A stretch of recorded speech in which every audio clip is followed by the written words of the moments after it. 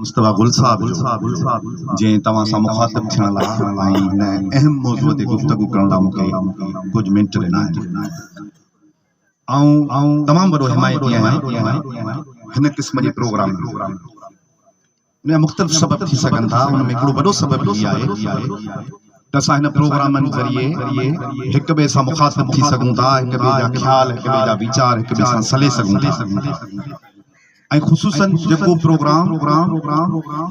हुज़ूर सल्लल्लाहु अलैहि वसल्लम जे नाले ते हुजे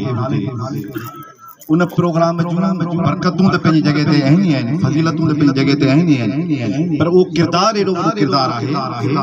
त जॾहिं नेहरू जहिड़े माण्हू दुनिया जूं 100 शख़्सियतुनि ते किताब लिखियो उन में पहिरियों नंबर हज़रत मोहम्मद मुस्तफ़ा सल्लल्लाहु अलैहि वसल्लम सुभान अल्लाह नेहरू मुसलमान कौन हो नई मुस्लिम लीग जो सदर हो कांग्रेस जो अगवान हो हिंदू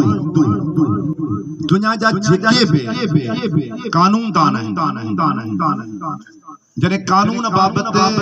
किताब लिखन था तो कानून दानन में पहिरियों नंबर ऑक्सफोर्ड यूनिवर्सिटी जे लिस्ट में पहिरियों नंबर कानून दानन में हजरत मोहम्मद मुस्तफा सल्लल्लाहु अलैहि वसल्लम छाकाणि त 1400 साल अॻु जेके कानून मुरतब थिया नबी सल्लल्लाहु अलैहि वसल्लम जिन कया अॼु बि उन्हनि जी अहमियत ऐं अफ़ादत घटी न आहे पर हिननि समाजनि में जेके समाज ज़ुल्म जेके समाज ज़ात ऊच नीच जे चढ़त ते मबनी हुजनि उन्हनि समाजनि में उन्हनि कानूननि जी तमामु वॾी अहमियत ऐं अफ़ादत मौजूद आहे मां नबी सल्लल्लाहु अलैहि वसल्लम जी ज़िंदगी जा ॿ वाक़िया रुगो तव्हां सां शेयर करे पंहिंजी जॻह वठणु चाहियां थो हुज़ूर सल्लल्लाहु अलैहि वसल्लम जॾहिं मके खां मदीने ॾांहुं हिजरत कयूं त पाण सल्लल्लाहु अलैहि वसल्लम हज़रत अली अलैहिस्सलाम खे हुकुम फरमायऊं त तव्हां मुंहिंजे बिस्तरे ते सुम्ही रहो छाजेला इन जे लाइ त सुबुह जो काफ़रनि खे अमानत ॾेई पोइ मदीने काफ़रनि खे अमानत तहरीक कंहिंजे ख़िलाफ़ हली पे काफ़रनि जे ख़िलाफ़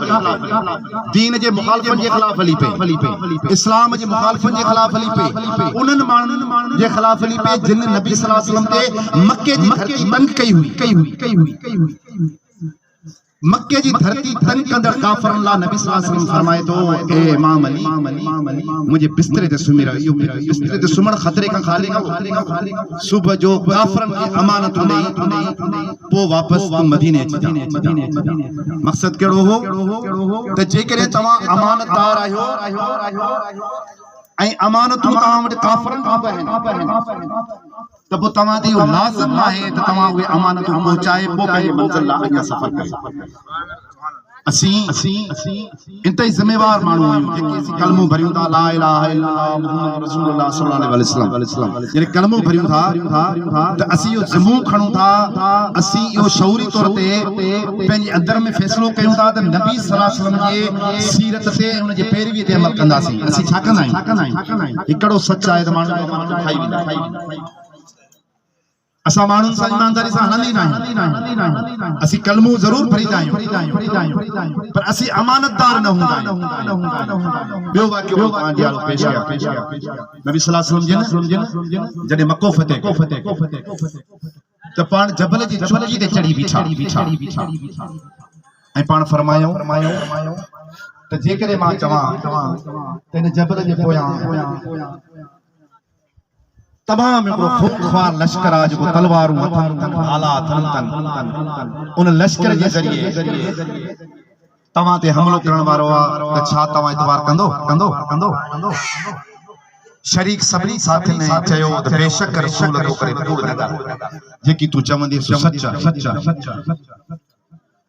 मक़सद इहो आहे त नबीअ जो पोलक जेकॾहिं सचो न आहे सच नथो ॻाल्हाए कूड़ जो साथारी आहे अबू सफियान केरो मके जो तमामु वॾो ज़ालिम सरदार हो नबीअ जो पोलक जेकॾहिं ज़ालिम सरदारनि जे ख़िलाफ़ नथो बीहे उन्हनि जे ख़िलाफ़ नथो ॻाल्हाए त पोइ जेकॾहिं हू मंबर ते बीठो आहे त सम्झो त उहो नबीअ जो पोलक न आहे बल्कि उहो कूड़ो आहे उहो नबीअ जे नफ़ी मके फतेह करण में नबी सल्लल्लाहु अलैहि वसल्लम फरमायो त अॼु खां अरबीअ खे अजमीअ ते फ़ोक़ियत नाहे माना जेको अरब आहे वो मोतबर ना है अजमी का गैर अरब का अजमी के अरबियत ते फोकत ना है अच्छे के कारे ते फोकत ना है कारे के अच्छे ते फोकत ना है पर बदकिस्मती सा असा जे समाज में अजब मानन के जात जे ऊंच नीच में गणियो वने तो अजब मानन के रंग जे बुनियाद ते उनके अहमियत हैसियत मिले थी मकसद यो आए त असा नबी सल्लल्लाहु अलैहि वसल्लम जे बुनियादी फिक्र ए फलसफे ना समझी न सगायूं इन करे साईं गुलाम मुस्तफा गुल हाफिज इम्तियाज हाफिज गफार जेके मंबर ते भी तकीन कंदा उन्हनि जी जिम्मेवारी ना पूरी न थिया जेसी ताईं इन नस्ली मतभेद खत्म न थी थिए कबाइली सिरस्तो खत्म न थो थे जुल्म खत्म न थो थे तेसी ताईं हिननि माण्हुनि जो किरदार ज़िंदा ई जावेद रहंदो ऐं तव्हां सभिनी थोराए